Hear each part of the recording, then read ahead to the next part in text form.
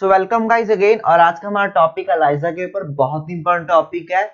सो ELISA की जो मैंने बहुत से एमसीक्यू में जब कई बार एमसीक्यू बताते हैं तो डिटेल में कई जो क्वेश्चन आंसर है उसमें डिस्कस हुआ है कि अलाइजा की जो फुल फॉर्म है उसी के अंदर सब कुछ इसका राज छुपा हुआ है। तो अलाइजा यानी एंजाइम लिंक्ड इम्यूनोसॉर्बेंट एसे, जिसकी फुल फॉर्म में पेपर में आ जाती है, तो याद रखना इसको। अब इसके अंदर की कहानी सुन लो। मेन क्या है जो इसके अंदर सबसे इंपॉर्टेंट वर्ड है वो है इम्यूनो। इम्यूनो वर्ड है इम्यूनोलॉजी से, और इम्यूनो में होता क्या है, एंटीजन एंटीबॉडी रिएक्शन। तो यहीं पे ये होने वाला है कि एंटीजन और एंटीबॉडी इन दोनों का कमाल है। ये दोनों आपस में जब रिएक्ट करेंगे, मतलब ये दोनों आपस में इंटरेक्ट करेंगे, तो हमें कैसे पता चलेगा? तो हमें पता चलता है जब इसके ऊपर कोई एंजाइम लिंक्ड हो और इस एंजाइम को हम कोई खाना दे। खाना क्या है इसका? सबस्ट्रेट, जो आप इस यहाँ पे देख सकते हैं। यहाँ से समझो, अभी ये प्राइमरी सेकेंडरी छोड़ देना, कॉम्प्लिकेटेड हो जाएगा। बस सिंपल अभी जो मैं कह रहा हूँ उतना समझो कि एक एंटीजन है, उसके ऊपर एंटीबॉडी कोटेड है, और एंटीबॉडी के ऊपर एक एंजाइम लगा हुआ है। अब ये हमको नहीं दिखेगा कि यहाँ पे रिएक्शन होगी, हमको दिखने के लिए इस एंजाइम को हम एक खाना देते हैं, सबस्ट्रेट। इस सबस्ट्रेट के अंदर कलर भरा पड़ा है। जैसे एंजाइम इस सबस्ट्रेट को खाएगा तो कलर निकलेगा और हमको पता चल जाएगा यार जिसके लिए हम ढूंढ रहे थे वो इसके अंदर है। तो ये पूरी कहानी है। एट द एंड हम यहाँ पे क्या देखने वाले हैं कि अलाइजा क्या है, एंटीजन एंटीबॉडी रिएक्शन है with the help of enzyme जो कि लिंक्ड होता है एंटीबॉडी से। उसकी वजह से हमें टेस्ट जो प्रोड्यूस मिलता है उसको हम अलाइजा कहते हैं सिंपल फॉर्म में, जो कि इसकी फुल फॉर्म के में सब कुछ छिपा हुआ है। सॉर्बेंट एक वर्ड है, इसका मतलब है कि जो प्लेट होती है एलाइजा की उसके नीचे एब्सॉर्ब करा देते हैं हम या तो एंटीजन को या एंटीबॉडी को। वो बेस्ड होता है कि हमने क्या डिटेक्ट करना है, ठीक है, और मेथड कौन सा है। बात करें एलाइजा की तो सबसे पहले एलाइजा किट के बारे में देख लेते हैं। सो एलाइजा की किट होती है, इसमें 96 वेल होती है, ठीक है। 96, ये पूरी 96 होती है। पेपर में एमसीक्यू के हिसाब से क्वेश्चन आ जाता है कि कितनी एलाइजा में किट होती है, तो 96 का राइट आंसर है। देन जो ये वर्टिकल होती है यानी ये सीधी सीधी रेखा, ये 8 होती है, ए से लेकर एस तक वर्टिकल। और ये होती है 12 तक, 1 2 3 4 5 6, मतलब 12 तक होती है। तो 12 अट्ठे 96, 96 फैल होती है। First point. Second point important, 350 microlitre. ML नहीं कह रहा मैं यहाँ पे, माइक्रोलीटर, यानी जो यू का शेप का सिंबल होता है ना, ऐसा माइक्रोलीटर। तो ये माइक्रोलीटर यानी 350 माइक्रोलीटर, इसके अंदर एक वेल के अंदर इतना सैंपल आ सकता है, मतलब पूरा सॉल्यूशन आ सकता है। टर्म्स, तो अलाइजा स्टार्ट करने से पहले कुछ टर्म्स है। वैसे तो आप सब इससे थोड़ा थोड़ा तो परिचित, हिंदी वर्ड निकला है, मतलब आपको पता ही होगा थोड़ा थोड़ा तो, बट फिर भी एक ओवरव्यू ले लेते हैं सो दैट आगे जब मैं बात करूंगा वो चीज की तो आप एग्जैक्टली पता कर पाओगे, मतलब आपको समझ में आ जाएगा। तो सबसे पहले एंटीजन, बहुत सारी वीडियो इम्यूनोलॉजी के इसके रिगार्डिंग बन चुकी हैं, आप जाओ वहां पे डिटेल में पता लगेगा।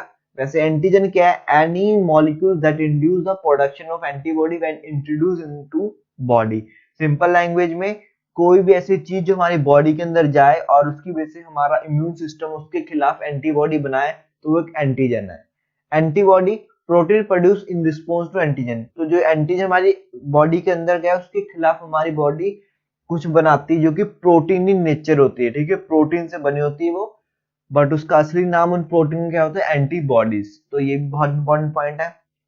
देन एक वर्ड एंजाइम्स। तो एंजाइम बायोकेमिस्ट्री का बहुत बड़ा इंपॉर्टेंट पार्ट है। तो बेसिकली क्या है एंजाइम? एंजाइम एक कैटालिस्ट होता है। सिंपल फॉर्म में कोई भी रिएक्शन हो रही है, अगर उसको बहुत तेज करवानी है तो वो एंजाइम करता है। जैसे कि आपने सुना होगा चीज एक बनाई जाती है, मतलब कि क्या कहते हैं, चीज एक वर्ड होता है हिंदी, मेरे दिमाग से निकल रहा, क्या कहते हैं उसको। तो उसके लिए एंजाइम अगर डाल दें तो बहुत बड़ी क्वांटिटी में हमें बहुत जल्दी देखने को मिल जाती है, अदरवाइज वो लेंथी प्रोसीजर होता है, ठीक है। तो मतलब इन जो हमारी फूड इंडस्ट्रीज में एंजाइम का बहुत बड़ा पार्ट होता है। अगर वर्ड है एंजाइम कंजुगेट, तो यहाँ पे आपने समझना है कि एक हमारा होता है वाई शेप एंटीबॉडी, इसके ऊपर अगर एंजाइम लेबल्ड हो गया तो इसको हम कह देते हैं, इस पूरे को, एंजाइम कंजुगेट एंटीबॉडी, ठीक है। ये होता है एंजाइम कंजुगेट एंटीबॉडी, राइट। अब जो ये एंजाइम है ये बहुत तरह के होते हैं, बट मोस्ट कॉमनली जो एंजाइम है वो होता है होर्स रेडिक्स peroxidase। तो आपने ये याद कर लेना, एक तो कम से कम पता ही होना चाहिए। Horseradish peroxidase most common enzyme है जो कि एंटीबॉडी के ऊपर लेबल्ड मिलता है हमको। अब एक वर्ड आता है क्रोमोजन। क्रोमोजन क्या है? कलर। जैसे मैंने बताया कि हमको अपनी आंखों से देखने के लिए किसी कलर की जरूरत होती है, ठीक है। जो उस पूरे सिस्टम में जो कलर यूज होता है उसको हम क्रोमोजन कहते हैं। बेसिकली केमिकल होते हैं जो कि एक सर्टेन पीएच पे सबस्ट्रेट के टूटने पे एंजाइम के साथ जब सबस्ट्रेट रिएक्ट करता है, ये एंजाइम सबस्ट्रेट ये रहा, एंजाइम सबस्ट्रेट पे एक्ट करेगा। और मोस्ट कॉमन जो सबस्ट्रेट है, मैं वहां लिखना भूल गया तो यही बता देता हूँ। जो मोस्ट कॉमन सबस्ट्रेट है वो होता है हमारा H2O2, ठीक है। ये आपने याद रखना है, H2O2 जिसको कहते हैं हाइड्रोजन पेरोक्साइडाइज, हाइड्रोजन पेरोक्साइडेज। और जो एंजाइम है वो है हॉर्स रेडिस पेरोक्साइडेज। और जो हमारे को इसमें से कलर, जो इसके अंदर कलर भी डाला होता है ना, तभी तो कलर फॉर्म करेगा पर्टिकुलर पीएच पे।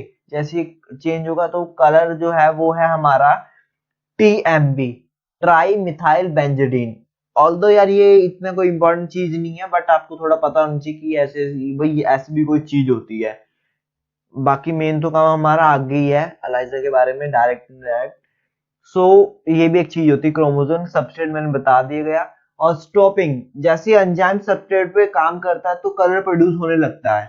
बट अगर वो ये एंजाइम जैसे मैंने बताया कि तो चलता रहेगा इनका काम, तो कभी मतलब जितना बनाई जाएंगे तो हमको एक पर्टिकुलर लेवल तक 1 घंटे बाद जैसे सपोज करो तो हम स्टॉपिंग सोल्यूशन डाल दें, जिसकी वजह से एंजाइम अब सबस्ट्रेट पे काम नहीं करेगा। जितना बन चुका कलर तो हम उसको चेक कर लेंगे। तो स्टॉपिंग सोल्यूशन बहुत इंपॉर्टेंट होता है। फिर एक होता है वॉशिंग।